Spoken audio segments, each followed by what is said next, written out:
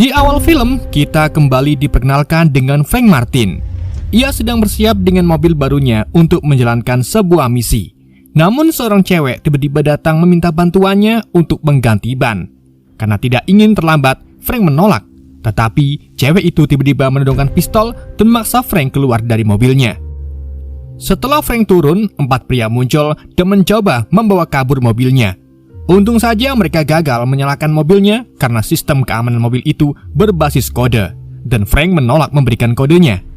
Ketika para preman mencoba menyerangnya, Frank justru dengan mudah melumpuhkan mereka berempat dan segera pergi menuju lokasi misinya.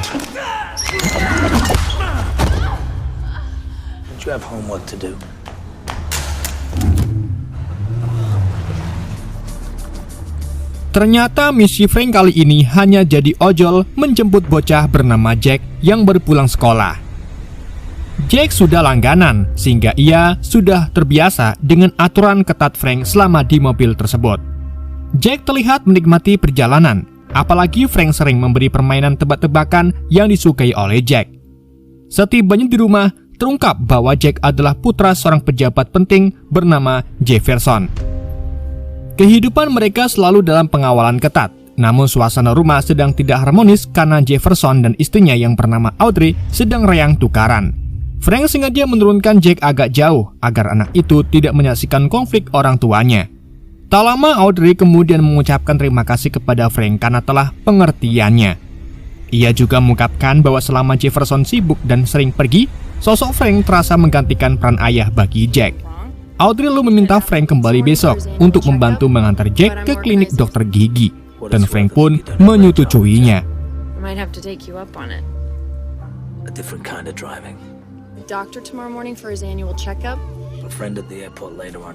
Tetapi tanpa mereka sadari, pembicaraan itu sedang disadap.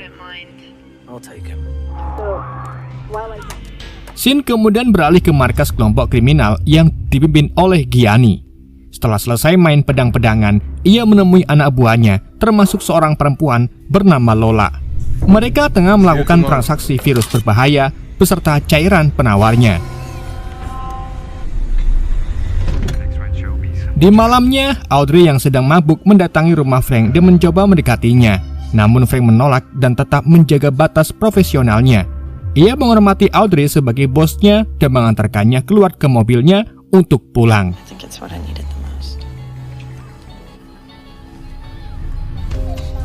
Keesokan harinya, Frank mengantar Jack ke klinik gigi sesuai perjanjian. Sementara itu, Lola dan 2 rekannya telah lebih dulu masuk ke lokasi tersebut dan membunuh dokter serta perawatnya.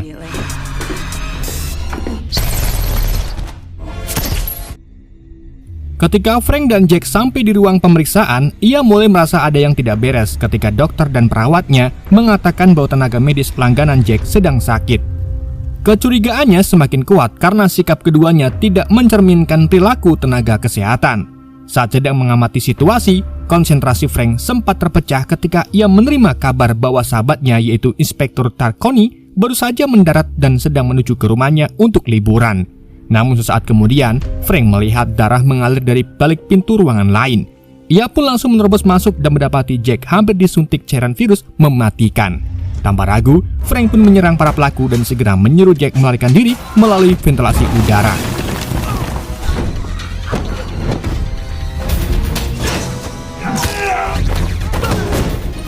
Sementara Frank menghadapi 3 penjahat tersebut seorang diri. Meski ditembaki, ia berhasil menciptakan ledakan dengan memanfaatkan tabung oksigen dan bahan kimia, lalu meloloskan diri menuju area basement.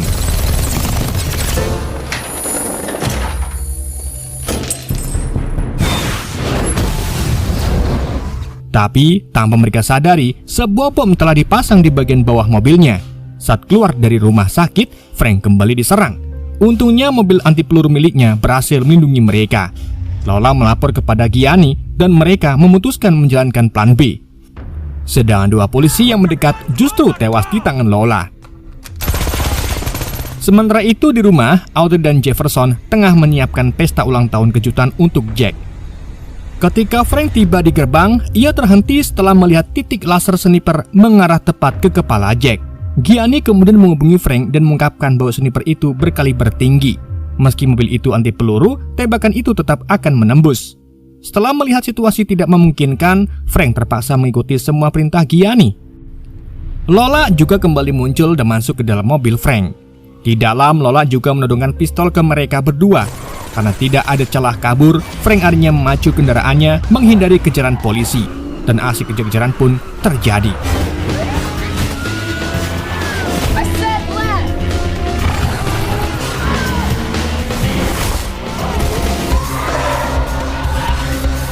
Dalam pengejaran itu, ia mengemudi sangat agresif dan juga mengkeplak-keplak koplingnya. Frank kemudian melompat dari satu gedung ke gedung lain hingga akhirnya berhasil lolos.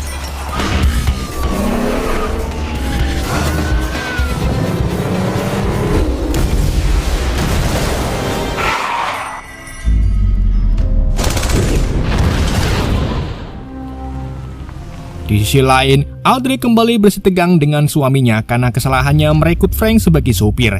Jeff langsung menganggap Frank sebagai pelaku utama, sementara kepala polisi yang datang juga menambahkan identitas asli Frank sebagai mantan pasukan khusus yang pernah bertugas di Lebanon, Suriah, dan Sudan. Singkat cerita, Frank dan Jack dibawa ke sebuah dermaga untuk bertemu dengan Gianni, pemimpin kelompok tersebut. Tanpa basa-basi, Jack langsung dicengkeweng dan Gianni pun langsung menghubungi Jeff untuk menuntut uang tebusan sebesar $5 juta.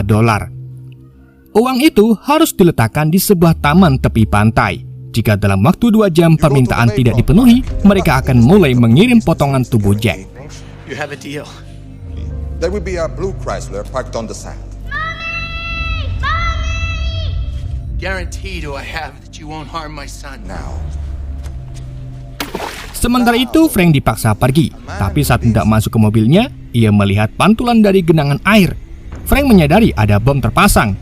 Untungnya dengan ketenangannya, ia pun berhasil melepaskan peledak tersebut tepat sebelum meledak. Andiamo!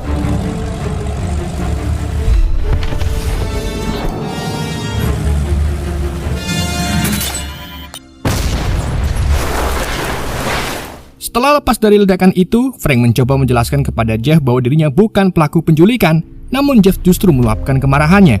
Ia juga mencoba menjelaskan kepada polisi di sana jika motif pelaku bukan sekedar penculikan biasa. Namun karena belum memiliki bukti, semua orang pun tidak percaya. Frank lalu menghubungi Inspektur Tarconi yang sedang berada di rumahnya.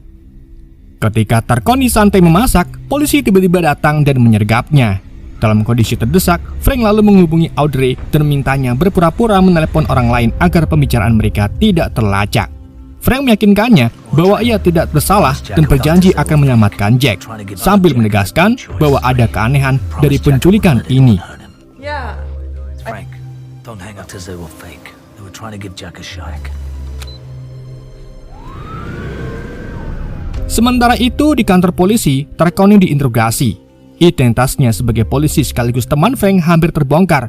Untungnya ia berhasil mengelak dengan mengaku hanya kenalan baru yang diizinkan menginap untuk berlibur. Polisi pun mulai menyadari mereka telah menangkap orang yang salah. Bahkan Tarconi sempat disuguhi martabak yang rasanya nggak enak. Sementara itu, Frank kembali ke rumah sakit untuk menelusuri identitas para pelaku melalui rekaman CCTV. Ia juga menemukan barang bukti berupa cairan di dalam alat suntik. Namun polisi tiba-tiba datang dan menembak barang bukti tersebut. Karena tak punya pilihan lain, Frank terpaksa melumpuhkan mereka dan mengambil suntikan lain dari dalam laci. Di sisi lain, Jeff mulai menyiapkan uang tebusannya. Polisi kemudian diam-diam memasang sniper di sekitar lokasi untuk menjebak pelaku. Sementara itu, Tarconi yang masih ditahan malah sibuk mengajarkan cara membuat martabak kepada para polisi. Tak lama kemudian, Frank kembali menghubunginya meminta bantuan untuk melacak data yang ia dapat.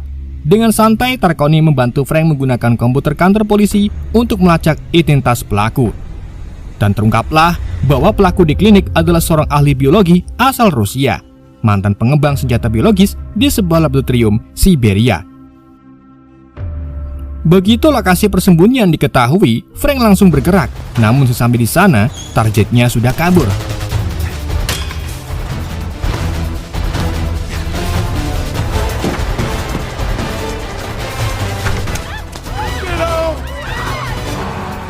Frank pun mengejar dari jalur air dengan jet ski hingga akhirnya berhasil menangkapnya.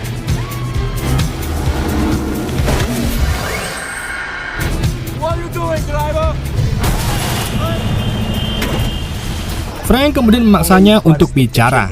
Namun karena gagal mendapatkan informasi, Frank pun menyuntikkan cairan palsu ke pahanya. Ilmuwan itu pun langsung panik dan berlari mencari bantuan. Sementara itu, Audrey yang diliputi kecemasan kembali bertengkar dengan Jeff. Tak lama kemudian, polisi mengeklaim telah menemukan Jack. Setelah sampai di lokasi, mereka mencoba membuka pintu menggunakan robot. Namun alat itu mendadak mati.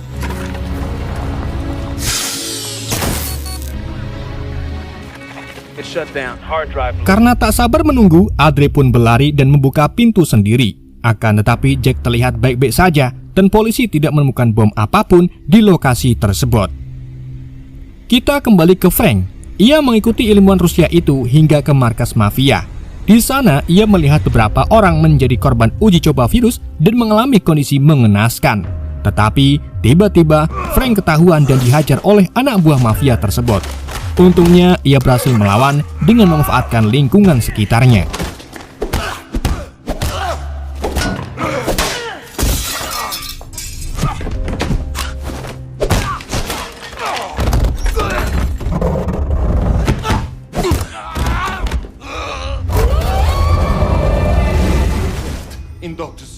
Di dalam markas, ilmuwan Rusia itu memaksa dokter untuk memberinya penawar. Namun di lemari pendingin hanya tersisa 2 dosis. Ia lalu membunuh rekannya sendiri demi mendapatkan obat tersebut. Namun tiba-tiba Frank muncul dan mengungkapkan bahwa cairan yang ia suntikan hanyalah air. Merasa tertipu, ilmuwan itu pun mencoba menembaknya. Tapi Frank lebih cepat dan berhasil menghabisinya. Sang dokter kemudian mengaku bahwa Jack sudah disuntik virus. Virus ini diketahui dapat menyebar melalui udara ke orang-orang di sekitarnya, dan waktunya semakin menipis. Saat Frank meminta penawar, dokter itu justru melemparkannya ke jalan. Frank pun melompat untuk mengejarnya, namun 1 dosis pecah. Melihat satu penawar lain masih utuh, Frank pun berlari dan melompat tepat waktu mengambilnya sebelum penawar itu tergilas roda kontainer. Di rumahnya, Jack mulai merasakan sakit parah. Tak lama Audrey dan Jeff juga menunjukkan gejala yang sama. Akan tetapi, Jeff tetap harus menghadiri sebuah konferensi besar yang dihadiri banyak orang. Setelah ia pergi, Frank menyelinap masuk ke rumah dan menyuntikkan satu-satunya penawar yang ia miliki kepada Jack. Untuk menyelamatkan Audrey dan Jeff, Frank berjanji akan menemukan pelaku dan mendapatkan penawar tambahan.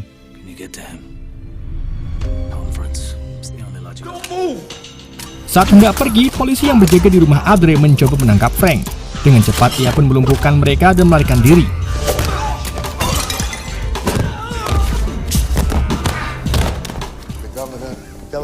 Sementara itu, di lokasi konferensi, Jeff mulai batuk pilek dan tanpa sadar menyebarkan virus berbahaya kepada orang-orang di sekitarnya. Di sisi lain, Frank kembali menghubungi Tarconi yang tertidur di kantor polisi. Ia meminta bantuannya untuk melacak lokasi bos mafia tersebut. Sementara itu, Gianni dan Lola tengah menyaksikan siaran langsung konferensi Jeff dari rumah mereka.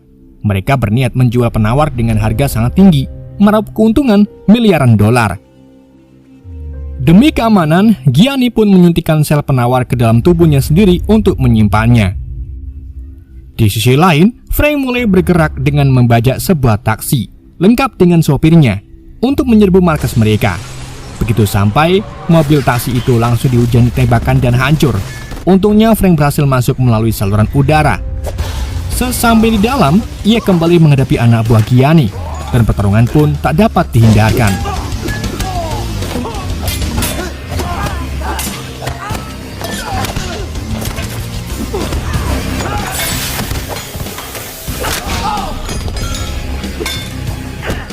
Dengan memanfaatkan pipa, selang hidran, dan lingkungan sekitar, Frank akhirnya bisa melumpuhkan mereka dan berhadapan langsung dengan Gianni.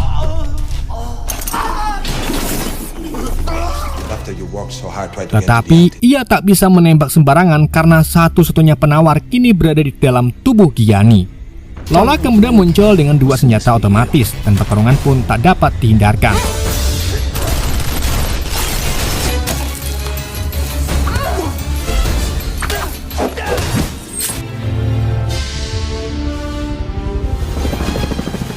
Sementara itu, Gianni melarikan diri menggunakan helikopter. Untungnya dengan cepat, Frank bisa mengalahkan Lola dan mengejar Gianni dengan supercar milik Gianni.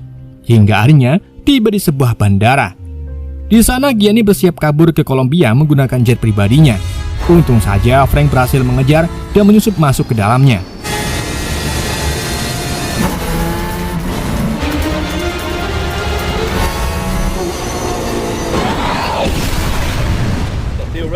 Then you land when we get to Colombia. Saat Gianni merasa aman di dalam pesawat, Frank tiba-tiba muncul dan langsung terlibat perkelahian. Dalam perkelahian itu, pilot tertembak dan pesawat mulai kehilangan kendali, hingga akhirnya jatuh ke laut.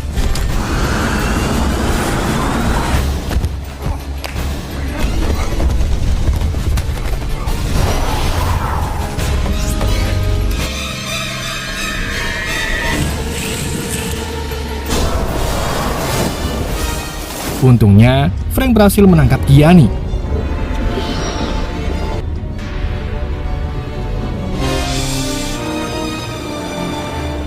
Singkat cerita, Audrey dan Jeff menjalani pemulihan di rumah sakit bersama Jack. Setelah melihat kebersamaan mereka, Frank hanya menitipkan bunga tanpa menampakkan diri. Ia kemudian mengantar Tarconi ke bandara untuk kembali ke Prancis. Tarconi mengucapkan terima kasih atas liburan yang semrawut sebelum akhirnya terbang pulang ke Paris. Sementara itu, supir taksi yang mobilnya hancur mendapat ganti berupa mobil mewah milik Gianni. Film pun ditutup dengan Frank kembali menjalankan pekerjaannya dan menerima klien baru. Film pun bersambung.